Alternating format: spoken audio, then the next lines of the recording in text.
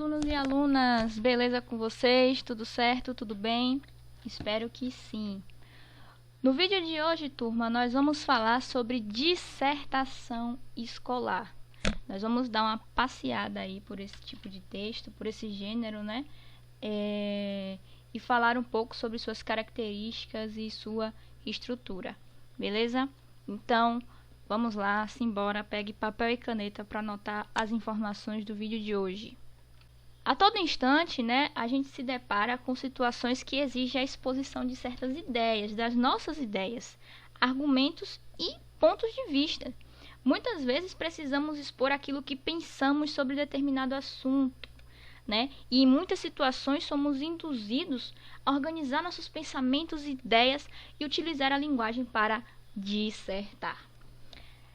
A dissertação escolar, como o próprio nome diz, né, é um gênero produzido para atender a uma proposta de produção formulada pelo professor em sala de aula.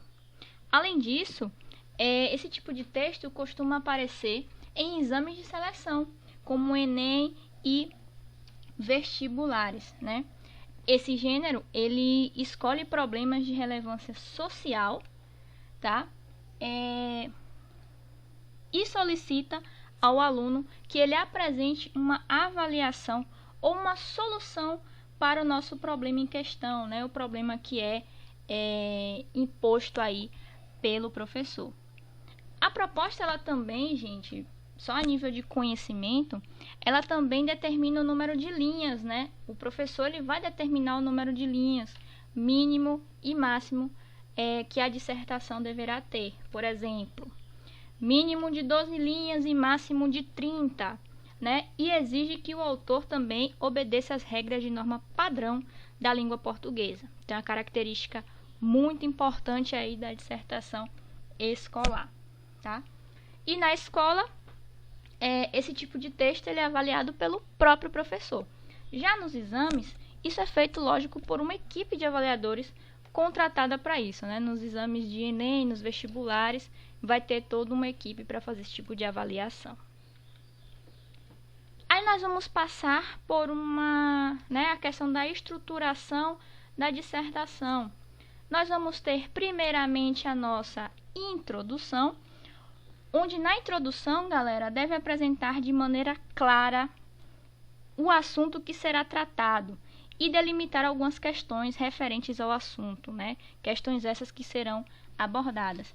É neste momento onde se pode formular uma tese que deverá ser discutida e provada no texto, né? Propor uma pergunta cuja resposta deverá constar no desenvolvimento e explicitada na conclusão. Tá? Então, a introdução é o momento de você abrir o seu texto, de você dizer sobre o que vai abordar a sua dissertação, qual é o tema, qual é a tese, certo? No desenvolvimento são os parágrafos seguintes, né? Os 2 parágrafos seguintes, onde vocês vão trazer o ponto de vista, os conceitos, né, e informações para ser desenvolvido. É o momento onde você vai trazer a argumentação, que é a parte mais importante do seu texto. É quando você vai defender de fato a sua tese, trazendo argumentos para comprovar tudo aquilo que você opinou, beleza? E a conclusão é o nosso último parágrafo, a nossa finalização. É hora de fechar o texto maravilhosamente bem. É o momento final do seu texto e onde você deverá apresentar um resumo forte de tudo o que você já falou anteriormente nos outros parágrafos. A conclusão deve expor uma avaliação final do assunto discutido e, se houver uma situação problema, você deverá trazer na conclusão a solução para essa situação problema. Não pode esquecer disso, galera. Conclusão é muito importante para fechar o seu texto com chave de ouro, beleza? Lembrando que tese, né, já vou deixar aqui informadinho para vocês, que A tese é o posicionamento defendido pelo autor do texto, é a nossa opinião. Então, esse posicionamento, essa opinião que você trouxe lá na introdução, você vai defender e argumentar sobre ela nos seus parágrafos de desenvolvimento. E quando você concluir, reforce a sua opinião, beleza? Tese é isso aí. Nós vamos ter os tipos de argumentos. Primeiro de tudo, nós temos um argumento importantíssimo, que é o argumento de autoridade. Quem aí já ouviu falar nesse tipo de argumento? Argumento de autoridade. O argumento de autoridade apresenta informação ou opinião de especialista no campo de conhecimento em questão, tá? Então, é quando você vai pegar a fala de alguém especializada no assunto e vai colocar no seu texto para poder argumentar sobre ele, para poder, né, trazer um argumento palpável, um argumento forte para o seu texto, né? Então, aqui nós vamos ter o argumento de autoridade. Vamos ter também o argumento por raciocínio lógico, que é criado por meio de relações de causa e efeito, causa e consequência, né? É um recurso utilizado para demonstrar que uma conclusão afirmada no seu texto é uma conclusão pertinente, é lógica, é certa e não fruto de uma interpretação pessoal que pode ser contestada sem um argumento plausível, tá? Então, fiquem ligados nisso aí. Vamos ter o nosso argumento de prova concreta, que é um argumento que você vai trazer, né, como um exemplo, um fato que realmente aconteceu para comprovar a defesa da sua opinião. Vamos ter o argumento por alusão histórica, que é quando a gente faz uma remissão a fatos passados de conhecimento geral, né, coisas importantes que aconteceram no passado, que podem ajudar a fundamentar o seu ponto de vista, certo? Então, dependendo do tema, dá para você trazer um argumento de alusão histórica para fundamentar a sua tese, a sua opinião, o seu ponto de vista, beleza? E também nós vamos ter o argumento de dados estatísticos, né? Ou argumento por evidência, pode ser chamado assim também. É uma apresentação de dados confiáveis de pesquisas, né?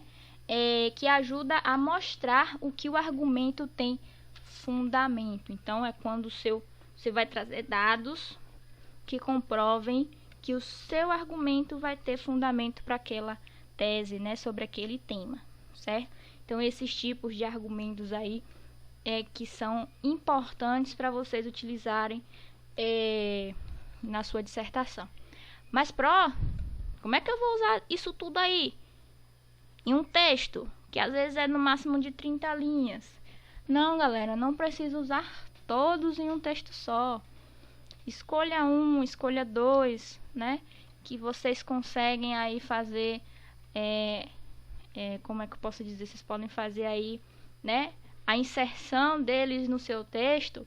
Então, utilize, tá certo? Não precisa utilizar todos, não. Até porque, utilizando todos, fica um texto muito cheio de...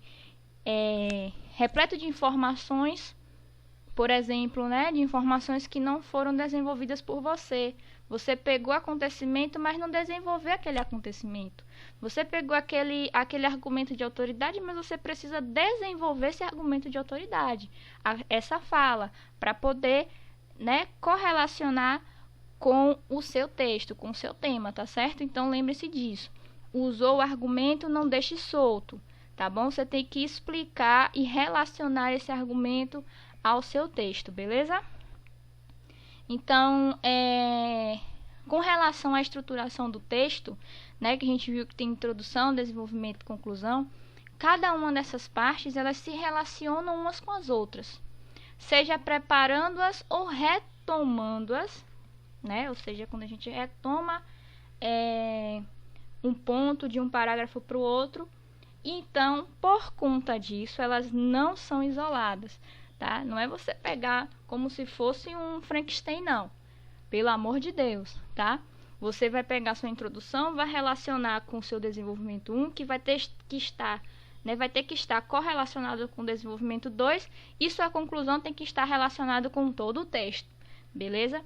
Então, para isso, para você poder ter essa dinâmica de relacionar um parágrafo com outro e trazer um texto coerente e coeso, você precisa ler bastante e estudar bastante. Ficar sempre antenado aos assuntos mais abordados, tá? Porque a qualquer momento eu posso passar uma dissertação para você sobre um tema que está em alta, tá? Então fiquem ligados, estudem, façam que nem o Gohan, tá bom? Estudem bastante. Então, galera, esse é o nosso vídeo de hoje, um vídeo curtinho, um vídeo breve, mas que eu explico um pouquinho sobre a questão da dissertação, né, sua estruturação. Esse é um vídeo introdutório, então, por conta disso, é um vídeo mais curto mesmo, tá?